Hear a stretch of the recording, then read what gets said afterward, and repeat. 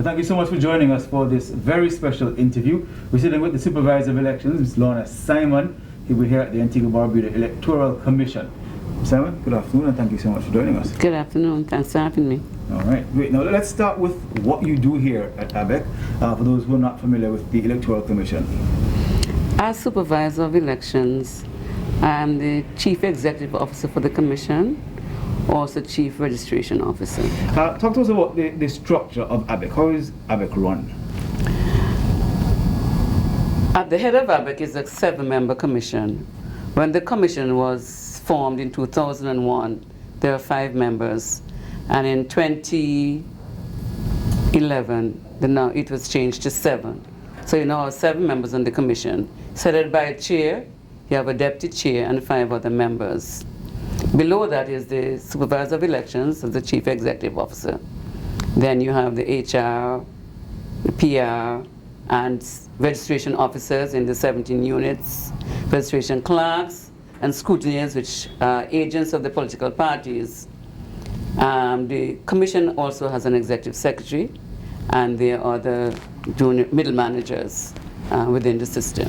So, Ms. Simon, you, of course, will have responsibility for many registration units throughout the country. Of course, hard hit by COVID-19, some having to close. Since we opened, I'm hoping, what's that transition process been like? Well, with the opening of the schools, we have had to relocate, I should say, St. Mary's South, St. Peter, to the Central Registration Unit, where we presently have St. John City East, St. John City South operating. So we have had to practice social distancing with the number of units now in one location. And of course, we are nowhere close to elections, at least not a week we have heard in any case. What's registration been like? Has it been slow during this period? It has been slow, although, well, because there are some, I don't know where persons get the idea the elections in the air. And so some units have seen a surge. Some units have seen a surge and some are still slow. We're talking of units. We know that you were recently looking for a registration clerk for Barbuda and to reopen that facility as well. Has that position been filled, and what's registration like on the Sister Isle? Since the relocation of the unit back to Barbuda, we have had 13 registrations. We have also advertised for persons to fill the positions of registration clerk. And so a team from ABEC, comprised of the Human Resources Training Officer, Senior Registration Officer, and the PRO, will be traveling to Barbuda between the 5th and 9th of October. So we'll be conducting a training, then there will be an assessment and a selection of a clerk for Barbuda. Basically run off to elections or the selection of a registration clerk. The registration clerk deals with registration for the for elections. Then you need like poll clerks, presiding officers, so different type of process. All right, great. Now, in terms of the entire registration process, some persons that turned 18 have not registered. In fact, some adults my age haven't ever registered. What's the registration process like?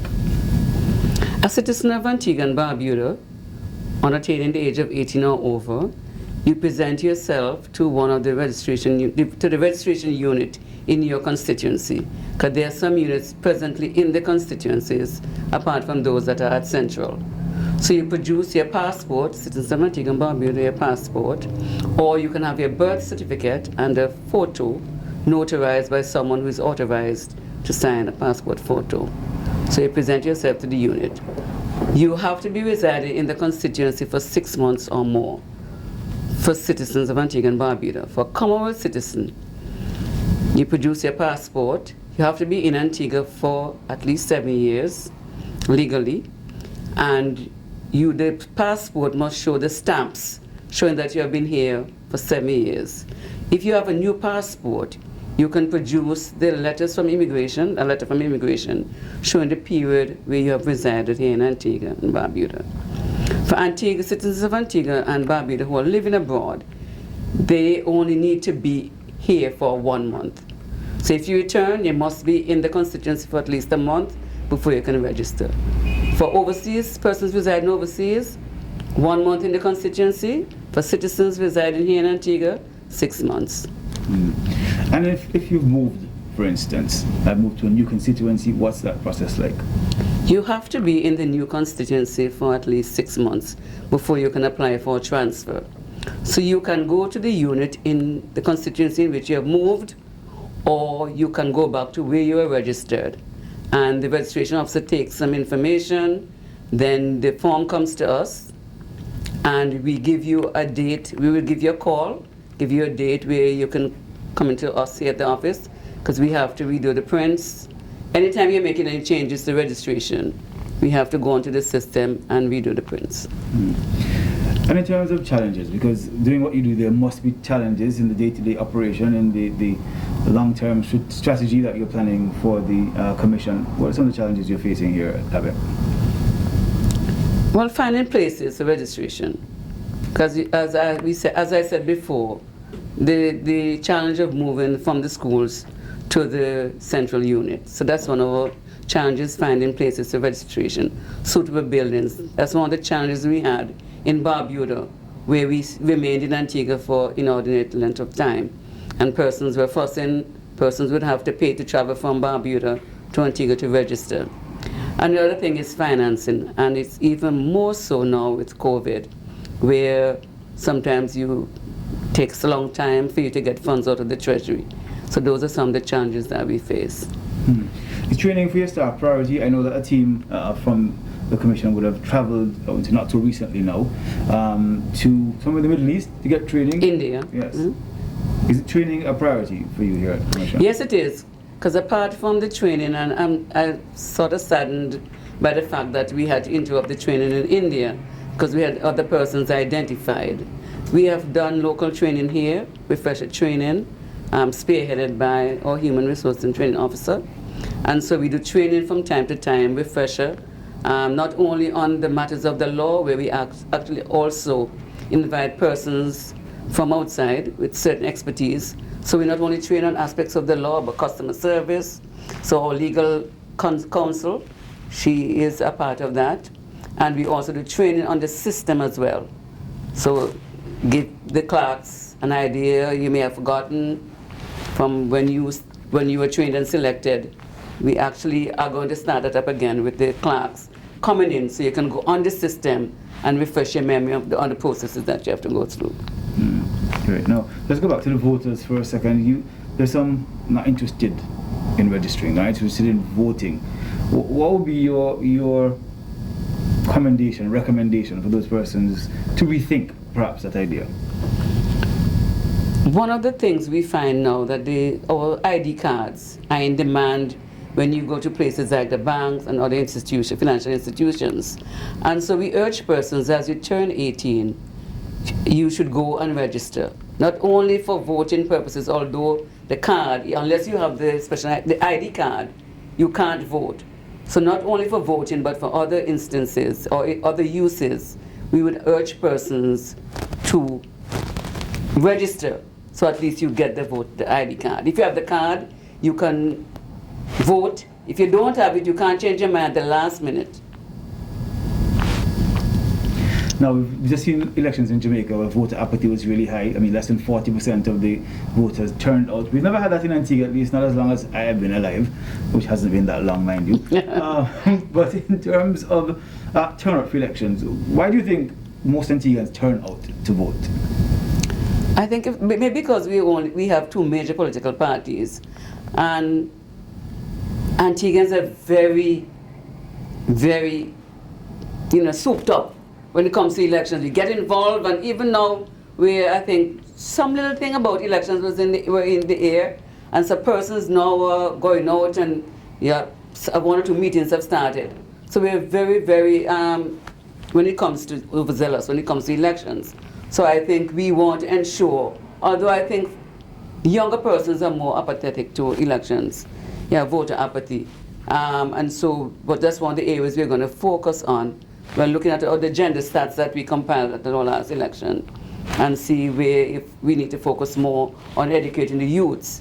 And so PR has gone into the schools We have done educational programs in the schools, advising the young people about the electoral process. Right. Now, Ms. Simon, let me also ask you, we talked about voter apathy and turnout at the vote. In terms of preserving democracy, now, just earlier this week, the United Nations talked about preserving democracy around the world and the right to vote, and it's linked to human rights. How important is it, you think, democracy is to Antigua Barbuda? It is very important because it's one of the ways, democracy is a form of government that we practice, in which persons, voters have a say in what happens. So you elect representatives who then represent you in parliament, as opposed to a dictatorship where the dictator rules and that's about it. So in democracy, citizens get to participate. And incidentally, the Commonwealth Secretariat is celebrating 40 years of electoral observation. And I have been honored to serve as a Commonwealth observer in several countries. Also, in terms of observation, the CARICOM Secretariat is invited by government sometime to field teams. And I here have to give a plug for one of our commissioners, Mr. John Jarvis, who actually served as an observer, CARICOM observer in Guyana, where the visit was protracted because they had actually returned for the recount, and also to our human resources and officer, my assistant during elections, Mr. Hughes, who also served as an observer in Suriname during COVID times. I don't think I would have undertaken that. And so it's very important that as we go on these missions, we get to observe, we contribute to lending legitimacy to the elections, and we also learn things that we can actually come back and use to improve on our process locally. Great. The Ghana elections went on forever, didn't it? Yes. Simon, let me also ask you, a new registration center set up on Barbuda, looking for registration clerk and polling officers, etc. How important is it that Barbudans go out to get registered? It's very important because, as you know, local government council elections are held every 2 years. The next one is due in March 2021. So it means persons need to be registered to enable them to vote in council elections. And then maybe right after that, general elections are just around the corner. So it is very important for persons who are 18 years and over, and so I'm making this appeal now to Barbudans to register. The unit is there now. Take advantage of the opportunity to also report any cards you may have lost. Because one of the things we have found is that we have to be sending special ID cards to Barbuda because persons misplace their cards. So if you report your lost cards now, we'll have a chance to get you the ID card, the permanent ID card, in time for council elections in March next year. Well, the voter registration process seems to be very simple enough. There are still challenges with voters and registration. Well, with the collection, first let me implore persons who have registered that when your name appears on a register, that is when you collect your voter ID card. But there are times when persons will come in and they will say they have been registered. The initial registration in 2003, persons were given a card looking like this one in my left hand. In 2013, when we had re-registration, we issued another card, which is this one in my right hand. Sometimes persons will tell you they're registered, but there is a difference, as you can see, between both cards. So the only card that is valid is the one on my right. So if you don't have a card as the one shown in my right hand, it means that you're not registered, you're not presently registered. And you still have a stack of uncollected cards? Yes, and I want to encourage persons to collect the cards. They seem to, as we always say, they leave them in our hands for safekeeping. And then when election comes, then you rush us to collect the cards. So we're saying once you're registered, kindly collect your cards and keep it in a safe place. As I said earlier, it is one of the documents used mostly by banks, other places, as a means of identification if you don't have a passport or a driver's license. And what if a card is lost, per se? What then happens? If your card is lost, you should report it here to our offices on Queen Elizabeth Highway. The cost is $100, so it means you should keep your card securely. I have gone to like Mount St. John's and other places, and there are a stack of cards that persons have left. So you need to keep the card carefully. Pensioners, the card is at no cost to them, but the report has to be made here. If the card is destroyed by a fire or by a robbery, you get a police report. You bring that here to us when you're making the report, and the card is free. All right. Now talk to us about the future of ABEC. You've been here for a while. Where do you see the future of ABEC in the next few years, perhaps? One of the things I would like to see is us moving from counting at one central location, doing the count in the polling stations so that the results can be obtained earlier. Also maybe looking at electronic voting. Might be expensive, but that's the way COVID has taught us now, that this virtual, everything is virtual. So I think we should look at cost of doing electronic voting or voting machines especially, and improving the timely results. Possibility of mail-in votes, you think? That's big in the US now, the possibility of using the post office to mail-in votes, since persons may perhaps want to not venture out to the polling stations. Well, that is something we may have to look at it if COVID continues. Maybe something we can look at. I don't know how possible it would be in the small island, in our small island, but we never rule anything out. Yes, you never rule anything out. Renewed use, well, new uses for the post office, since snail mail isn't something. True, everything is now, it's an email, so you hardly post letters now.